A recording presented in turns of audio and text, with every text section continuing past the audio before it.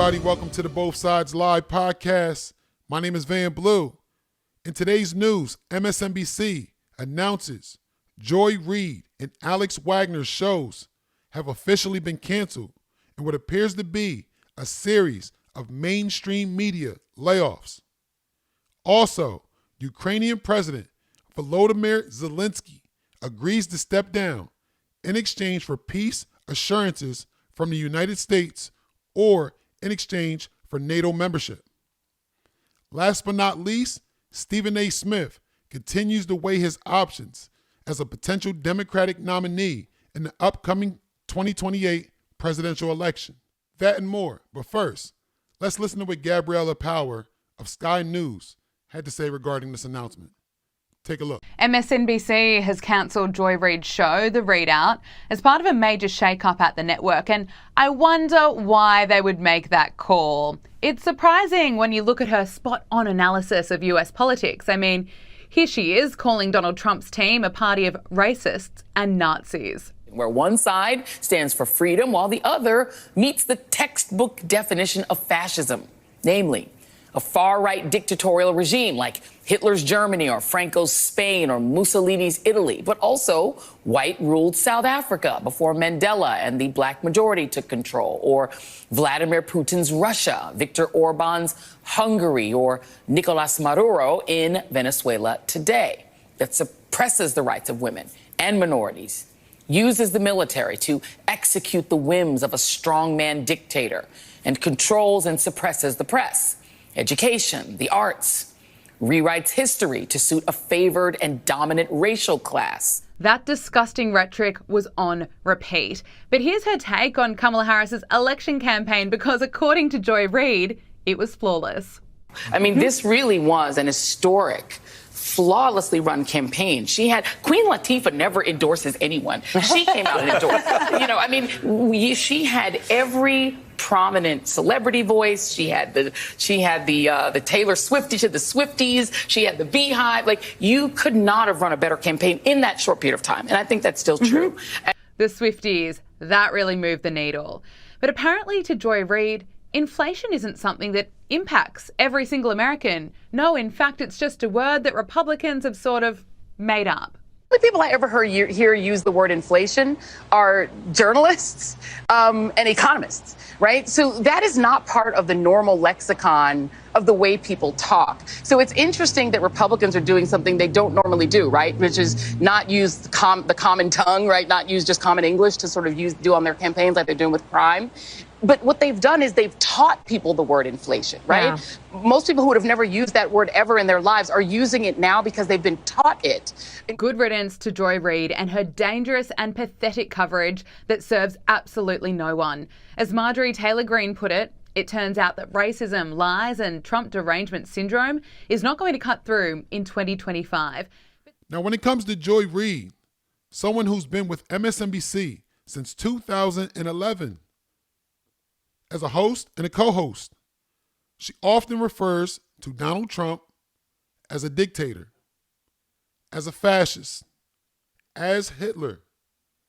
She even chooses to often refer to his supporters as Nazis, and simply chooses to view everything through a racial lens.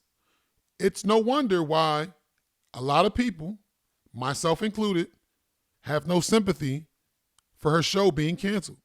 Okay, shifting gears to the war in Ukraine.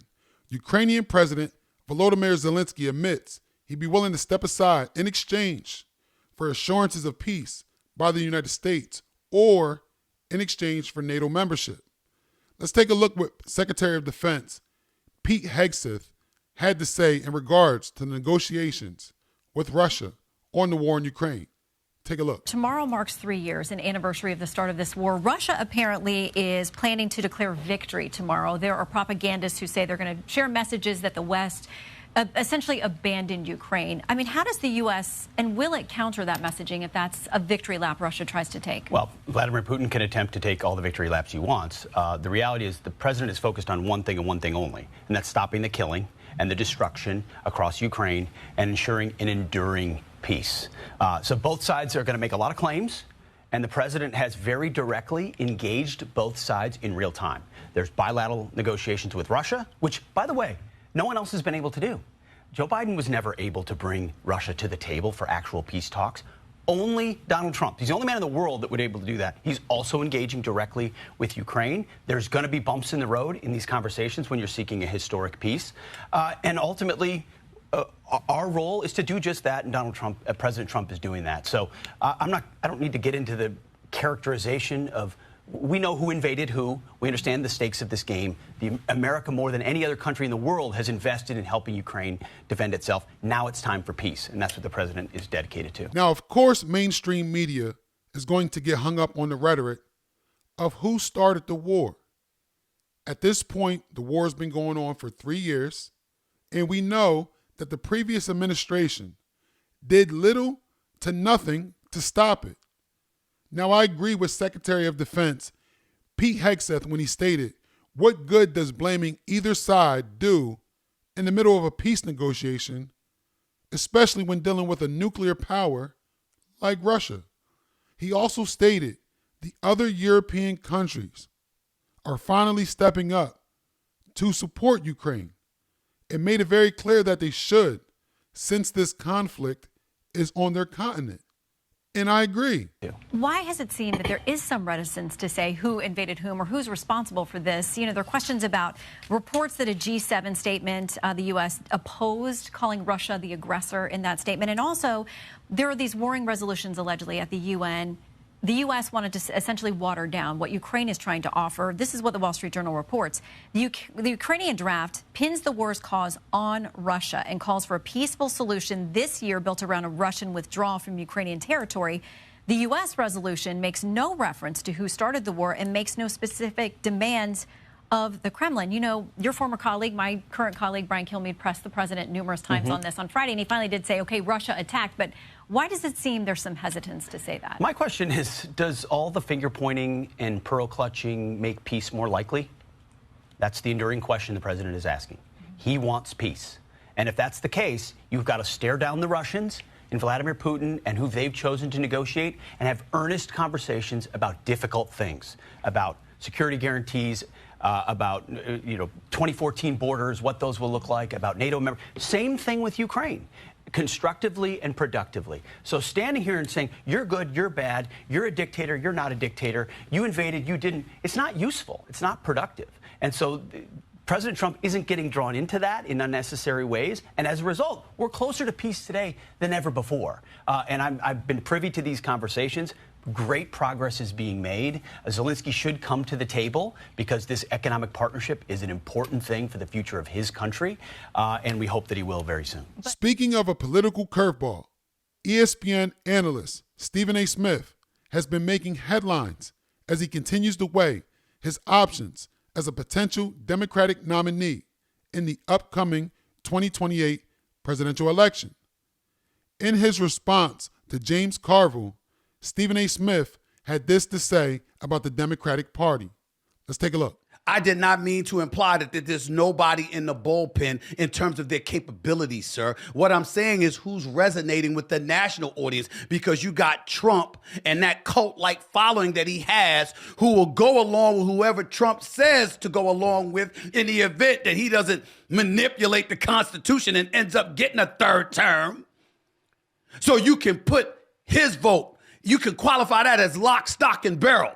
Who's the Democrat that can galvanize an audience on a nationwide level to pull off the level of support that it's going to take to upend and usurp a Trump acolyte or somebody like that in the future? Who is that person going to be? Do I have to be an aficionado in politics to say something like that? The Washington Post wrote an article about me today. Got a damn halo over my head trying to act like I'm Jesus. Like I'm some savior. Ridiculous. Now, I happen to believe that Stephen A. Smith makes a lot of sense with his critiques of the Democratic Party. He points out that the party at the moment lacks a polarizing figure on the national level that even stands a chance of winning in the 2028 presidential elections. Now, I think it's hilarious that he points out the Washington Post published an article featuring him with a halo behind his head as if he's the savior of the Democratic Party. Now, to be honest, I believe his popularity, ability to articulate himself, and the fact that he has charisma makes him a viable candidate if he ever chooses to run. Now that brings us to the question of this video today. Do you think Stephen A. Smith could become the Democratic nominee if he chooses to run in the 2028 presidential election? Also, would you consider voting for Stephen A. Smith? And who do you think he should choose as his running mate? Let me know what you think in the comments below. Now, this is the part of the video where I get to ask you for your support. Please feel free to leave a comment below, hit the like button, don't forget to subscribe, and hit the bell icon to receive notifications anytime we release new content. As a content creator, your continued support is always appreciated. Thank you.